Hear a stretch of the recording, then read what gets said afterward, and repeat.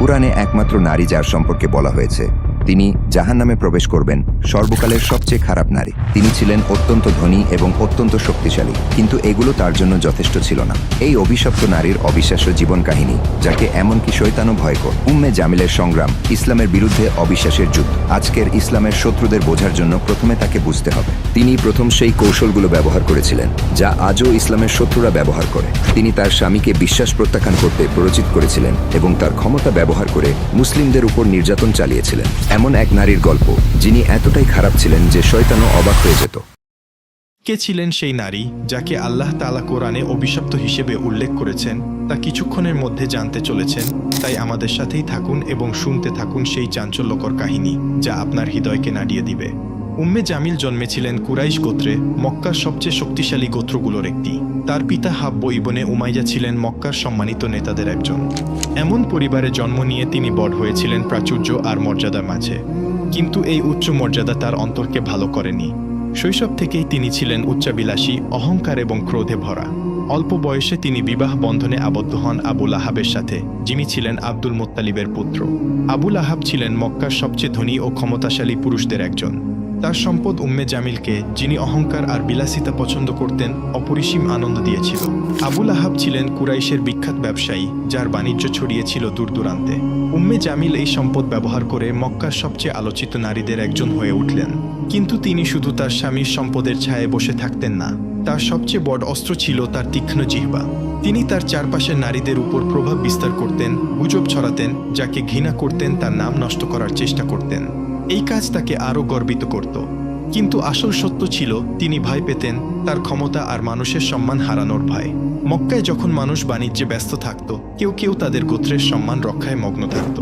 কিন্তু উম্মে জামিল ছিলেন তার গোত্র আর স্বামীর মর্যাদা ধরে রাখার জন্য আচ্ছন্ন। তার কাছে সবচেয়ে গুরুত্বপূর্ণ ছিল কুরাইশের নেতৃত্ব, বিশেষ করে উমাইয়া পরিবারের প্রভাব। কিন্তু একদিন মক্কার বাতাসে এমন এক খবর ছড়িয়ে পড়ল যা তার অন্তরে বিপর্যয় নিয়ে এল। নবী মুহাম্মদ সাল্লাল্লাহু আলাইহি ওয়াসাল্লাম ঘোষণা করলেন, আমি আল্লাহর রাসূল। উম্মে জামিলের জন্য এই কথা ছিল ঝড়ের মতো। তিনি নবীর পারিবারিক বংশ ভালোভাবে জানতেন। তিনি ছিলেন হাশিম পরিবারের, যা কুরাইশের একটি শক্তিশালী শাখা। কিন্তু যদি তিনি সত্যিই নবী হন, তাহলে তার ক্ষমতা কি বিপদে পড়বে না? তার জন্য এটি সত্য মিথ্যার প্রশ্ন ছিল না, এটি ছিল নিয়ন্ত্রণের লড়াই। যদি ইসলাম মক্কায় ছড়িয়ে পড়ে, কুরাইশের শাসন ভেঙে যাবে আর তার গর্বের জগৎ ধুলায় মিশে যাবে। তাই তিনি ইসলামের বিরুদ্ধে লড়াইয়ে নেমে পড়লেন প্রথম নারীদের একজন হিসেবে। তার স্বামী আবু লাহাব ইতিমধ্যেই নবীর বিরোধিতা শুরু করেছিলেন, কিন্তু উম্মে জামিল এই ঘৃণাকে আরও তীব্র করলেন।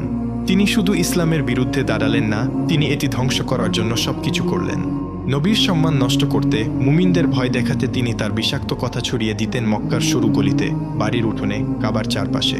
তিনি ছিলেন শুধু একজন শত্রু নন, তিনি হয়ে উঠেছিলেন ফিতনার কারণ। কিন্তু তার আসল যুদ্ধ তখনও শুরু হয়নি। উম্মে জামিলের জন্য ইসলাম ছিল শুধু একটি বিশ্বাস নয়, এটি ছিল তার জীবনের জন্য গুরুতর বিপদ। মক্কা ছিলেন এক ব্যক্তি, নবী মুহাম্মদ সাল্লাল্লাহু আলাইহি ওয়াসাল্লাম, যিনি বহু বছরের পুরনো ব্যবস্থার বিরুদ্ধে দাঁড়িয়েছিলেন।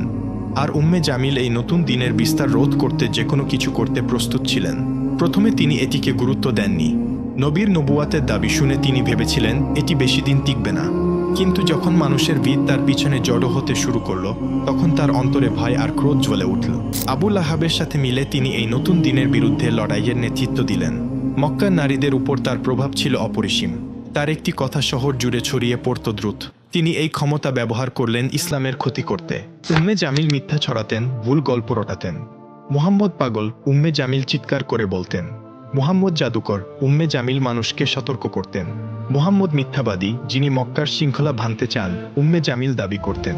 এই মিথ্যার উদ্দেশ্য ছিল শুধু মানুষকে বিভ্রান্ত করা নয়, এটি ছিল নবীর সম্মান ধুলায় মিশিয়ে দেওয়া, মানুষকে তার থেকে দূরে সরিয়ে দেওয়া। তিনি এমনকি নিম্নমানের পন্থাও ব্যবহার করেছিলেন। একদিন মক্কার বাজারে তিনি মানুষ জড়ো করে চিৎকার করে বললেন, মুহাম্মদ তার নিজের পরিবারেরও ক্ষতি করছেন। কিন্তু সত্য ছিল এর সম্পূর্ণ বিপরীত। নবী ছিলেন মক্কার সবচেয়ে সৎ, সবচেয়ে বিশ্বস্ত মানুষ। তবু উম্মে জামিল তার নামে মিথ্যা রটিয়ে চললেন। তার সবচেয়ে বড় শত্রু ছিলেন উম্মুল মুমিনিন খাদিজা রাদিয়াল্লাহু তাআলা আনহা। তিনি ছিলেন মক্কার সবচেয়ে সম্মানিত নারী এবং নবীর সবচেয়ে শক্তিশালী সমর্থক। উম্মে জামিল খাদিজার প্রতি তীব্র হিংসা পোষণ করতেন। তিনি তার নামে হাসি ঠাট্টা করতেন, মক্কার নারীদের তার বিরুদ্ধে খেপিয়ে তুলতেন, তাকে একা করে দেওয়ার চেষ্টা করতেন। তিনি খাদিজার সাথে দেখা করা নারীদের হুমকি দিয়ে বলতেন, তোমরা যদি তার সাথে মিশতে থাকো আমরা তোমাদের সমাজ থেকে বের করে দেব। কিন্তু খাদিজার শান্ত মর্যাদা, তার অটল বিশ্বাস উম্মে জামিলের সমস্ত চক্রান্ত ব্যর্থ করে দিল। তার অন্তরে ছিল নবীর প্রতি অগাধ ভালোবাসা, যা উম্মে জামিলের ক্রোধের চেয়ে অনেক বড় ছিল। উম্মে জামিল শুধু কথায় থামেননি, তিনি ইসলামকে থামানোর জন্য হাত পা সবই চালিয়েছিলেন। তিনি নতুন মুসলিমদের ভয় দেখানোর, তাদের ইসলাম ত্যাগ করতে বাধ্য করার পরিকল্পনা করতেন। তিনি কুরাইশ নেতাদের উস্কে দিতেন মুসলিমদের উপর চাপ বাড়াতে। তিনি নবীর পথে পাথর আর কাঁটা ফেলে তার ক্ষতি করার চেষ্টা করতেন। তিনি মানুষকে উৎসাহ দিতেন মুসলিমদের বাণিজ্য আর সমাজ থেকে বাদ দিতে। একদিন যখন নবী কাবার কাছে সালাতে দাঁড়িয়েছিলেন, আবু লাহাব আর উম্মে জামিল তাদের লোকদের নির্দেশ দিলেন তার উপর নোংরা জিনিস ছুঁড়ে মারতে।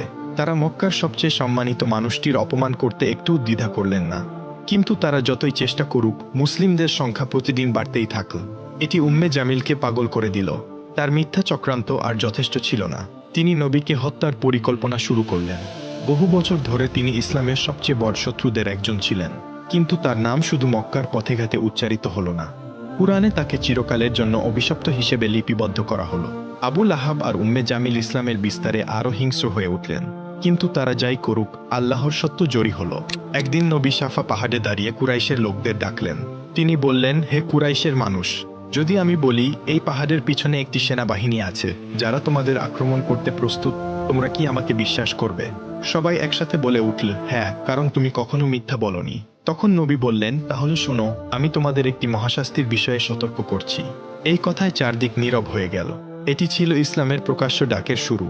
কিন্তু আবু লাহাব ক্রোধে ফেটে পড়লেন। তিনি চিৎকার করে বললেন, এই কথা বলার জন্য তুমি আমাদের জড়ো করেছ, ধ্বংস হোক তুমি। তারপর তিনি সেখান থেকে চলে গেলেন। এই অহংকারের জবাবে আল্লাহ অবতীর্ণ করলেন সূরা আল মাসাদ। শুনুন কি বলা হয়েছে এই সূরায়। ধ্বংস হোক আবু লাহাবের 2 হাত, আর ধ্বংস হয়েছে সে। তার সম্পদ আর তার অর্জন তাকে বাঁচাতে পারবে না। সে পূর্বে আগুনের লেলিহান শিখায়, আর তার স্ত্রী যে কাঠের বোঝা বহন করে, তার গলায় থাকবে পাকানো দড়ির রশি ঘি। এই সূরা ঘোষণা করল আবু লাহাব আর উম্মে জামিলের শেষ পরিণাম।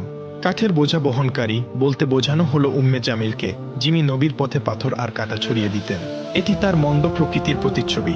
যখন এই সূরা অবতীর্ণ হলো, উম্মে জামিলের ক্রোধ আরও তীব্র হলো। তার কাছে এটি ছিল মৃত্যুর ফরমান। মক্কার মানুষ তার ভাগ্য নিয়ে কথা বলতে লাগল। এমনকি কুরাইশের নেতারাও তার সাথে ঠাট্টা করল। একদিন তিনি ক্রোধে ফুঁসতে ফুঁসতে একটি বড় পাথর হাতে নিয়ে মসজিদুল হারামে গেলেন। তিনি নবীকে হত্যা করতে চাইলেন। তিনি ভেবেছিলেন নবী সেখানে বসে আছেন। আবু বকর রাদিয়াল্লাহু তাআলা আনহু তার পাশে ছিলেন। কিন্তু আল্লাহর ইচ্ছায় উম্মে জামিল নবীকে দেখতে পেলেন না, যদিও তিনি ঠিক সেখানেই ছিলেন। তিনি আবু বকরের দিকে তাকিয়ে চিৎকার করে বললেন, তোমার বন্ধু কোথায়? আমি তাকে শেষ করতে এসেছি। সে তার জাদু আর মিথ্যা দিয়ে আমাদের একে অপরের বিরুদ্ধে করেছে। আবু বকর শান্তভাবে তার দিকে তাকালেন। আল্লাহ নবীকে তার চোখের সামনে অদৃশ্য করে দিয়েছিলেন। উম্মে জামিল ক্রোধে পাথর ফেলে দিয়ে চলে গেলেন। তিনি জানতেন সূরা মাসাদ তার শেষ ঘোষণা করেছে, কিন্তু তার ক্রোধ আল্লাহর বিচার বদলাতে পারল না। সূরা মাসাদের অবতীর্ণ হওয়া আবু লাহাব আর উম্মে জামিলের জন্য বিপর্যয় ছিল। তারা ইসলামের উত্থান থামানোর জন্য সব চেষ্টা করেছিল। আবু লাহাব মুসলিমদের বিরুদ্ধে সামাজিক ও অর্থনৈতিক বয়কটের নেতৃত্ব দিয়েছিলেন।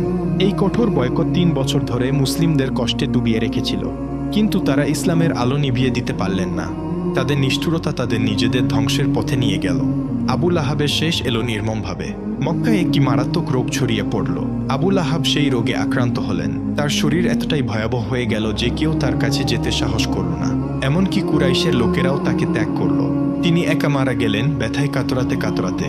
উম্মে জামিল, যিনি বছরের পর বছর তার স্বামীকে সমর্থন করেছিলেন, তিনিও তাকে পরিত্যাগ করলেন।